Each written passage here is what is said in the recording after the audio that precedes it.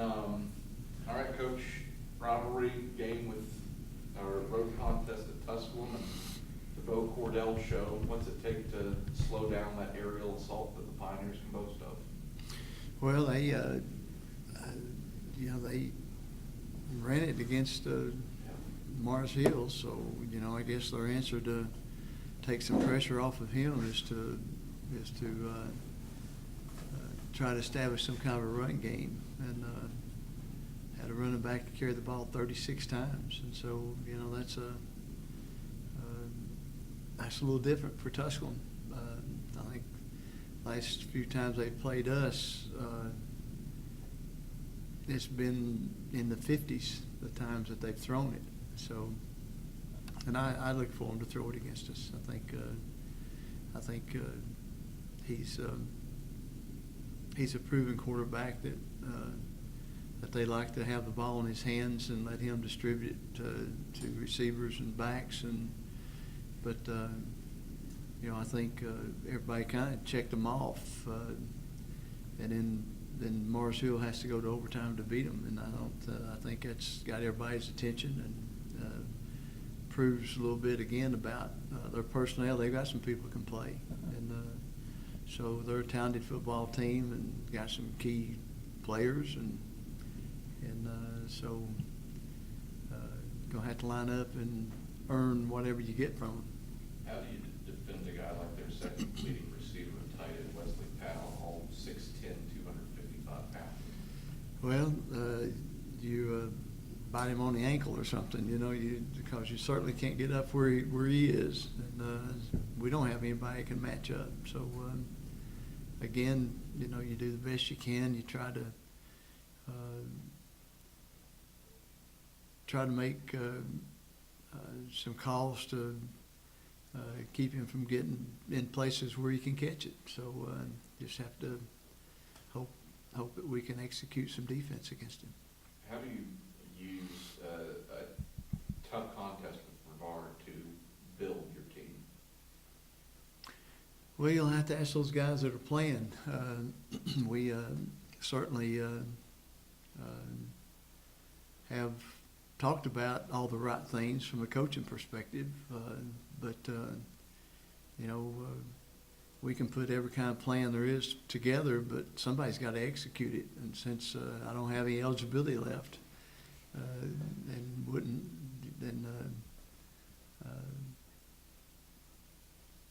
and I'm sure I can make a real difference if I did. But but the thing of it is, we just we've got to execute a game plan, and we got to get it done like we need to get it done. Players and coaches working together to get it done. What stood out to you about that first half in the Brevard game? And it was a tie game at halftime, first big play, but what were some of the things that really stood out to you about how the Eagles approached that first half? Well, from a coach's perspective, pretty frustrating first half. And the fact is, super frustrating because we'd preached all week and we've preached all year, we've preached forever that it just takes one play to win, one play to lose. So you need to play every play in such a way that you can be proud of yourself and you can be excited about how you're executing. And, to me, winning is doing your very best. Regardless of what the scoreboard says, winning is doing your very best. We certainly weren't winning at halftime, regardless of what the score was. We weren't winning, we were losing. Have you been proud of the way your team has handled road game situations this year? Up until that game, probably.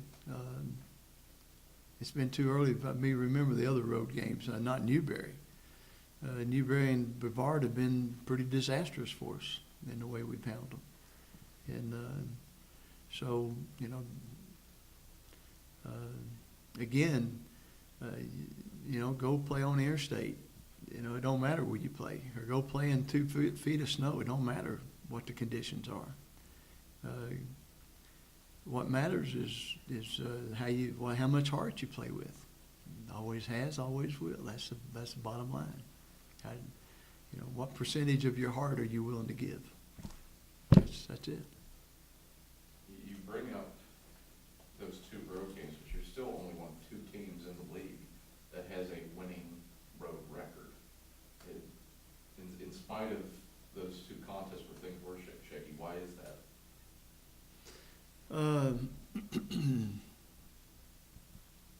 brush my teeth better those away games? I'm not sure. I can't answer that. I don't know. It's we played very well at Pembroke. What other road games have we had? Catawba, UNC. We played well at Catawba, and but I don't know. We're a little bit of a conditional football team at times, and I certainly know that we don't mean to be, and we don't want to be, and I know our kids are certainly know better, and they want to do better, but somehow or another we haven't overcome the old tendencies to think stinking thinking and play like we're playing at times. What's the rivalry against Tusculum mean? Well, I mean, we're 60 miles apart or 45 miles apart, and so I guess that automatically makes it a rivalry. But, traditionally it hasn't been a rivalry as far as because, they were without football for years, and then when they did come back with football, they were probably started the program on a limited basis, and so but it certainly has the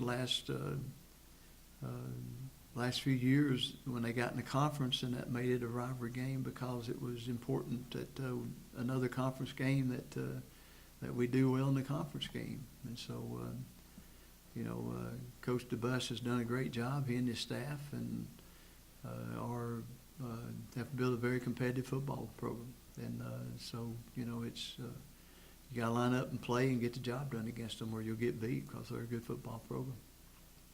How about the play of Jarrell Emanuel at linebacker last week against Brevard? 13 stops for him. How's he come along after having to sit out the first really month of the season with the foot injury? Well, he's made progress and still a little bit out of shape and still not making all the plays that he should, kind of like all of us. But certainly has added a needed dimension to our football team, and we've played him in different positions, and he's found ways to make plays for us.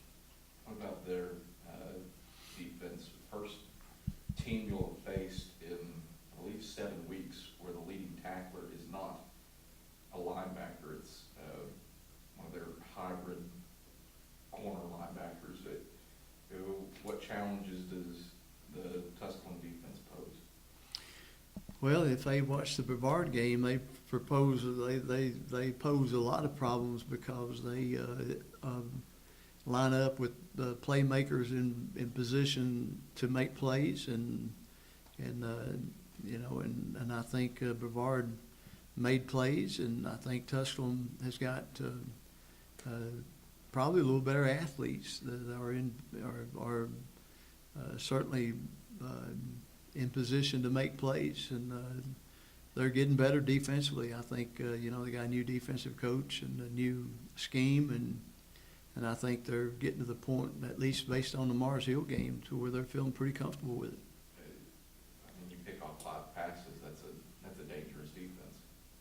Yeah, and when you hold a team that's scoring all kinds of points and going up and down the field against everybody, you hold them to what they held Mars Hill to take them to overtime. And then not only that, but you hold the leading rusher in the conference and one leading in the nation to 60 yards below his average. And so that's the thing that got my attention more than anything else, is that Mars Hill did not run the ball against them like I thought they would. And so, improvement, and I'm sure they're excited about their improvement at Tusculum. These are 2 mammoth games to end the season with Tusculum. I know you're not thinking about Mars Hill at the tail end, but how do your players maintain a level head through this? Well, I don't know. All I know is we got 1 game left, and you expected a coach to talk that way, but the truth is that's the fact. That you. The only thing we can do anything about is this game, and the only thing they can do on the field is the next play, and then live for the next play. And So that's, that's the way, that's the right way to approach it. Now, whether mentally we're approaching it that way, I hope we are, but that's the right way to approach it. How nice is it to be able to take that discipline that you use in everyday life and be able to apply it on the football field? Well, life's a microcosm. I mean, football is a microcosm of life. It teaches you all the things that you have to deal with in life. You got to learn how to battle and not cower down. You've got to do what's right so you'll pay back right. You've got to at the point of decision, you got to make decisions that are winning decisions. You've got to relate to others and get along as a team. You've got to overcome adversity and pain and hurt and disappointments. You've got to realize that there's going to be ups and downs in a ball game, just like there is in life, and you can do one or two things. It can make you better, or it can destroy you. And so you have to make a decision on how you want to handle that. How healthy are the running backs going into Not very healthy at all. And fact is, how much eligibility you got, Roger? I think I took a little too much money when I was in school at UT. Kidding. It's a new wrinkle here. I hadn't heard that one before. So, Play professionally. yeah, I was going to say. Cubs gave me some extra benefits along the way. Well, Roger, we've known to bid before for some players. I mean, what kind of car do you need? So, yeah, I've got a Nissan. I'm looking to upgrade. Well, we're in trouble there a little bit. We really are. We're banged up and got to see kind of going day by day to see how that plays out. To be honest with you, we had two that really gutted it up Saturday, and that's about the only two we had left. And so anxious to see how that plays out this week. Has Tyron been able to practice too much at all? And I don't think he'll play.